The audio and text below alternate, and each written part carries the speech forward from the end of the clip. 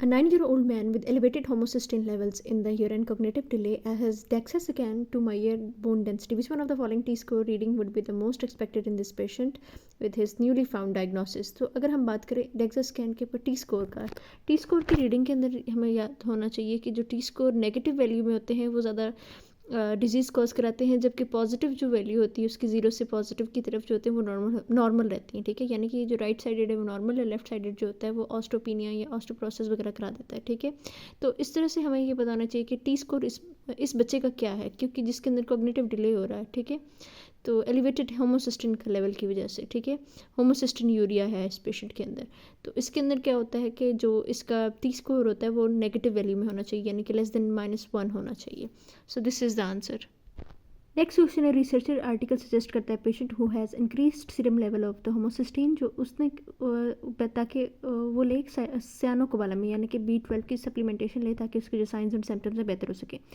One of the most serious complication of homocysteine urea is clotting, ठीक है, blood clotting which can be life threatening. By supplementation of cyanocobalamin यानी कि B12 से the facilitation of homocysteine decrease to which one of the following occurs, ठीक है, कि किस तरफ जो होता है होमोसिस्टीन डिक्रीज करके किस तरफ किस रिएक्शन के साइड के अंदर जाता है, ठीक है। इसको याद होने से पहले हमें बताना चाहिए कि होमोसिस्टीन यूरिया के अंदर होमोसिस्टीन का लेवल जो होता है वो बढ़ जाता है, मेंटल स्टेटस अल्टर्ड हो सकता है, इस तरह से याद रखना है। तो इसका पाथवे जो होता है, होमोसिस्टीन के दो फेट होते हैं, या तो ये राइट साइड पे चली जाती है या लेफ्ट साइड पे। राइट साइड पे क्या होता है कि इसके ऊपर B6 सीरीन और सिस्टाथायोनिन बीटा सिंथेज एंजाइम एक्ट करता है और उसको सिस्टाथायोनिन के अंदर कन्वर्ट कर देता है, जो कि इवेंचुअली सिस्टीन के अंदर कन्वर्ट हो जाता है, ठीक है।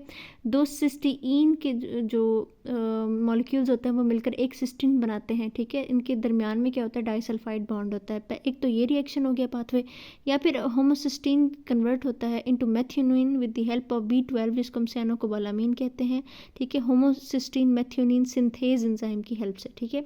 तो अब इसके अंदर होमोसिस्टीन का जो लेवल है वो बढ़ा हुआ है, ठीक है।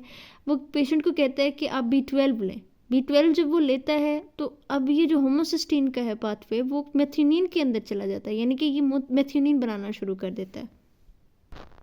नेक्स्ट हम होमोसिस्टीन यूरिया के अंदर जो हेक्सागोनल शेप्ड क्रिस्टल्स बनते हैं वो सिस्टीन के होते हैं, ठीक है। हेक्सागोनल शेप्ड क्रिस्टल्स बनते हैं किसमें, होमोसिस्टीन यूरिया में, सिस्टीन यूरिया के अंदर, ठीक है। तो सिस्टीन यूरिया में क्या बनते हैं, सिस्टीन यूरिया के अंदर हेक्सागोनल शेप्ड किडनी स्टोन्स बनते हैं। सिस्टीन का जो लेवल होता है इसमें ज़्यादा बन जाता है, ठीक है। इस तरह से इसको याद रखना है, ठीक है।